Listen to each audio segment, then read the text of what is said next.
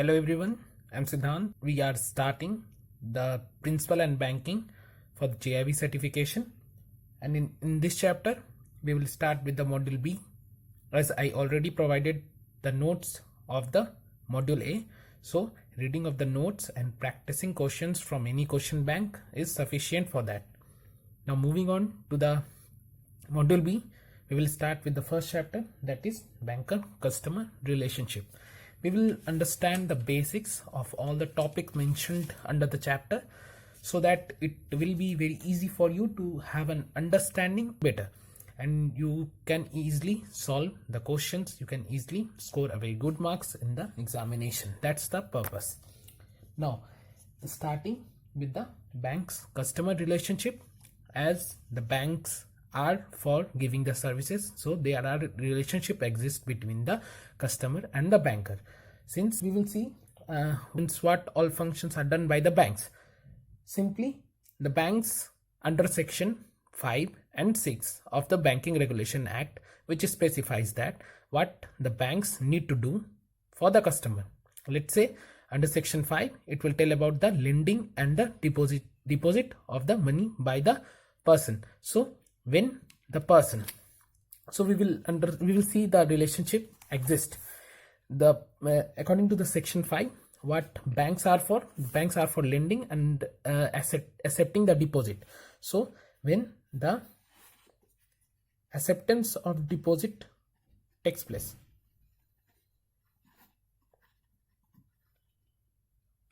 then what is the relationship exist between banker and the customer is the debtor-creditor relationship. Debtor here, and who is creditor? The one who gives money is the creditor. So customer is the creditor and the debtor is the banker. Similarly, when the banks give loans, so what is the relationship exist? The relationship between us is the debtor-creditor. Who is the creditor? The bankers are the creditor. And who is the debtor? The customers are the debtor. Might be the direct questions came in the examination related to this, so you should keep it in mind. Now we will see all the relationship what all banks do. So these two main functions are done by the section 5 of the Banking Regulation Act. The Banking Regulation Act allows us, these are the main functions of the banker, but according to the section 6, the bankers are allowed to do some more functions, some more services for the customers. And since in the section 6, according to the section 6, since more services are allowed under section 6, so we have more relationship with the customers. Now we will see that. Now let's say locker facility. We are giving locker facility. So what we are doing, we have a relationship of lessor and lessee. Now I gave you the trick how to remember the relationship. If someone is giving, then we are adding at last er or or, anything, and the one who takes, we adds double e. Simple. Apart from debtor and the creditor relationship, it will apply on all other relationship. It's a trick to remember. In this case, since we are giving the locker, we as a banker giving the locker, so here the last means or or er, the er or or will be added to the person who gives. So we are giving the locker, so the lessor are banker.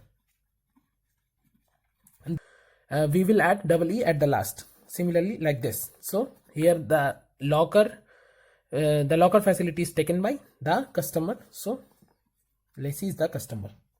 Similarly, bailer or the bailee. What are bailer and the bailee? Let's say some person has some time, he is going out of town and he wants to deposit his some briefcase to the banker. So banks also give that kind of services, but it's an old type of services. So let's say some goods deposited, So the goods such as briefcase is deposited by the customer. So who is giving? The customer is giving. So bailer is the customer. The last ER is added to the customer, the one who gives. The customer is giving, so bailer. And the one who takes, bailee. So here the bank is the bailee. This is something you need to understand. Now some other services, like we are doing the mortgage. So mortgager and the mortgagee. And similarly you can apply the trick like OR, the one who gives. The customer is giving his home, so mortgager, he is a mortgager, the customer is a mortgager, and we as a banker as a mortgagee. Similarly hypothecator, hypothecatee, and pledger or pledgee. And one thing you should know, the pledger and pledgee are also known as pounder or poundee, and the pledgee are called the pounder. That's the thing you should keep in mind, because in the questions they can ask this question. And pledgee, the pledgee are the pounder and the pledger are the pounding. These things you should keep in mind. And there is another relationship which we called a agent and the principal. What are agents? Simply, if you see LIC agent, what he's doing, he's representing LIC on behalf of the LIC. So agent do something on behalf of on behalf of the customer. So agent is whom? The banker, and principal is the customer. So services like giving a standing instruction or giving check for the clearance is nothing but a relationship of principal and the agent. Some other kind of relationship are the trustee and the beneficiary. In simply, what the trustee means, the trustee are something to which you can trust upon for something. So the customer can trust upon bank, so bank could be trustee, and for whom this trustee works is the beneficiary. Now example of this, let's say some article, some goods are deliberately left by the person in the bank. So the bank will act as a trustee there, and the things which are left by the person is the beneficiary. So you should keep these relationship into concerns in order to solve question in the examinations. And indemnified, this is another relationship is the indemnifier and the indemnified. Now who is the indemnifier? The one, as I told you, what is indemnify means making good the loss. Who's making good the loss? Let's say we have issued fixed deposit to the person. I'm explaining why how the relationship between the indemnifier and the indemnified works. Let's say we issued FD to the customer. Now customer has lost this FD somewhere. Now he comes to us to issue duplicate fixed deposit. Now when we issue duplicate fixed deposit, we want the customer declaration that he will not in future, if something bad happens or something lost happens, then the customer will indemnify the banker. So the customer is the indemnifier and the banker is the indemnified. Because in some cases, due to because of some shrewd customers, what he did, he might lie to us that he hasn't lost the fixed deposit receipt, but he is saying that I lost the fixed deposit receipt, and he with this he can claim twice the amount from both the fixed deposit receipt from the bank. So because of that, we need to issue fixed deposit duplicate of the fixed deposit receipt only after taking an undertaking from the customer that he will indemnify the loss if in future something complications happens. So that's why the case of indemnifier and indemnified happens. Now one very important topic in this is the entry Money Laundering Act, or you can say PMLA, Prevention of Money Laundering Act in 2002. This is very important. Now, what is this according to this act? PMLA, it is a proceed against the unaccounted money entering into the system. Okay, this is let's say someone has murdered someone, so and with the murdering some other person, he is getting 2 crore rupees for that. Now this is a unaccounted money because he neither given loan, and the murder is not allowed into the constitutions of our country. So this is something, or something out or to the other is a criminal act. So with this criminal act, there is a proceed of gaining of 2 crore rupees which are unaccounted. Now this money when comes into the system, the person who's got this money wants this money laundered, means this is black money because this is unaccounted first. Second, the tax has not been given, so the person wants to enter this 2 crore rupees into the system. So he cannot directly do that, he cannot directly deposit into the banking system. So in order to stop this 2 crore of rupees to come into the market, the PMLA comes into picture, because in the PMLA checks or monitors that no unaccounted money comes into the picture, comes into the system in the economics, in the economy. So PMLA takes care of that. And since this process of PMLA involves 3 things, like first placement, second layering, and third is integration. So this layering process is done through banking. That's why we need to understand, we need to read this chapter, PMLA, Prevention of Money Laundering Act, because banks is a very important source of the process called layering. Because in the layering, what they are doing, they are supplying, they are distributing this 2 crore rupees into 111 lakh and give it to the person to deposit into the banking system. When they deposit, after some day they will transfer at a particular place to all the monies will be transferred to the particular place. That is called the integration. So that is being done by the banking system. That's why we need to learn this Prevention of Money Laundering Act. And this PMLA, or Prevention of Money Laundering Act, gives birth to the KYC, which we need to do at a very sincerely in the bank. The KYC is very important, and this KYC is the child of PMLA. That's why the concept of KYC came, because of the Prevention of Money Laundering Act, because the government wants to stop the person in the banking system to stop the money laundering processes. What happens, let's say some person opens account in the name of some other person, so he can do the process of layering, and they cannot be caught by the government agencies. So the government strictly started the KYC process for the persons, so that the account can be opened only with the existence of the persons, to stop the PMLA.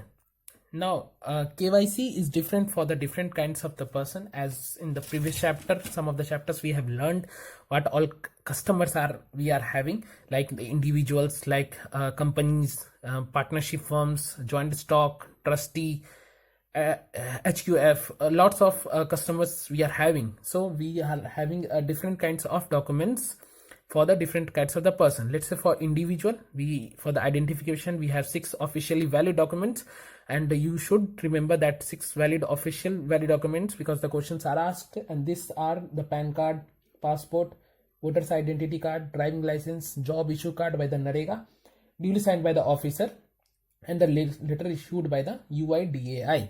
That's the things for the identification.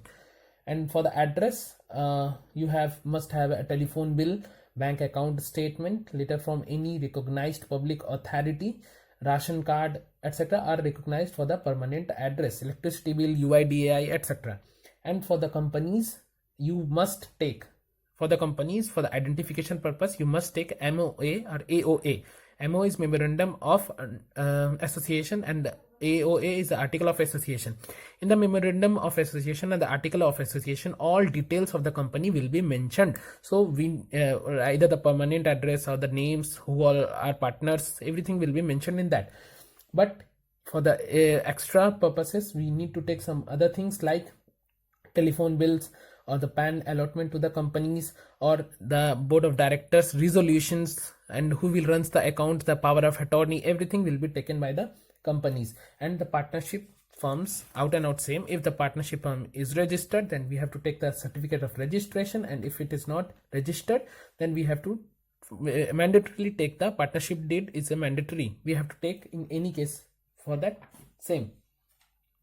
Now one very important that under PMLA we have to monitor the accounts.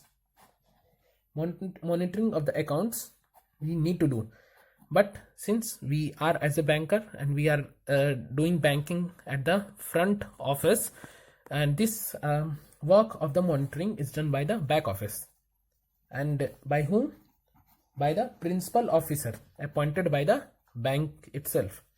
So we all the banks what in which we are working is having a principal officer,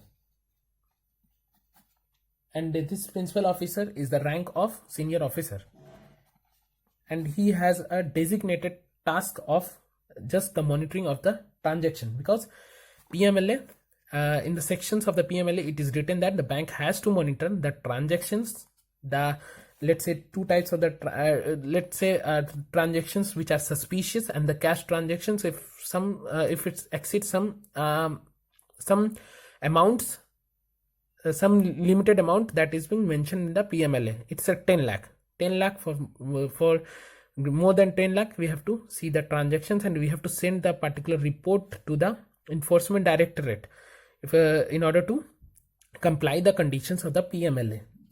Our understanding now, what since under the PMLA we are under obligation of sending a report to the enforcement directorate, and these two reports are, one is the cash transaction report, CTR you can say, and other one is a suspicious transaction report, STR. What is in the cash transaction report? Every month if in any account, if collectively 10 lakh of rupees is deposited and it's in the cash transaction, plus and in discrete, let's say 5/5 of any month, 10th of any month, let's say 4 lakh submitted, now at the last 25th 4 lakh submitted, so it's exceed 10 lakh. So these things also we need to file a report in the CTR and has to send it to the enforcement directorate. So these things we should be keeping in mind. Now, and the third thing which is mentioned in the CTR, let's say some counterfeit currency or some invalid currencies, some deposit took place and it is more than 50,000 of rupees, then we have to file it to the enforcement directorate within 15 days after the end of the month. Within 15 days after the end of the month we need to file it and deposit it to the enforcement directorate, and that office of the enforcement directorate is a Financial Intelligence Unit, India. This is very important. The question will be asked in this, that to whom we need to submit the CTR. We need to submit CTR within 15th of the next month, and it's monthly reported, so we need to send it to the 15th of the next month date to the Financial Intelligence Unit, India. Now the second is suspicion transaction report. If any transaction, if it looks like a suspicion, like we have seen that in the layering, what the lots of transactions are coming into a single account. So if we are as a banker find something suspicious, then we have to file that report within 7 days of the transaction date to the same Financial Intelligence Unit, India. The other important is the service to the customers and investors. Now we as a banker has lots of opportunity to do business in any area. Like the bank can work as a merchant banker. Now what is the purpose of the merchant banker? A merchant banker takes responsibility from 0 to 100, means it takes responsibility of everything. Let's say some company wants to issue shares, so this company will contact the bank and the bank will take each and every responsibilities of the issuing of the shares, and it will charge some amount to the company and it will do everything for the company is regard to the shares. So that is the purpose of the merchant banking. Now moving on to the lease financing. Lease financing is simply a leasing the things in for any aviation sector. If you see the aviation sector, let's say the Jet Airways, also the recent examples which is crumbled under the debt, how the aircraft is being taken. Let's say the aircraft are taken on the basis of lease. Let's say for 10 years someone has taken the aircraft for utilizations of the revenue. So for the 10 years the lease agreement signed between the let's say Boeing and the Jet Airways. So for 10 years the Jet Airways company will utilize the flight as a owner and earn everything whatever they want from the aircraft. But after 10 years they have to again give back it to the person to which this flight belongs. So in the lease agreement, what is the advantages? Let's first, that you don't have to buy the asset. You don't need to buy the assets, and the things a very lower price. Let's say the airways cost of 100 crore, but if you are doing a leasing agreement and you can do it for 10 crore of rupees. So that's the advantage of the leasing. And next important is that there is no capital cost involved, only the revenue cost of the refueling and everything. You have to burden it on your head, otherwise everything is easy to go for the lease agreement.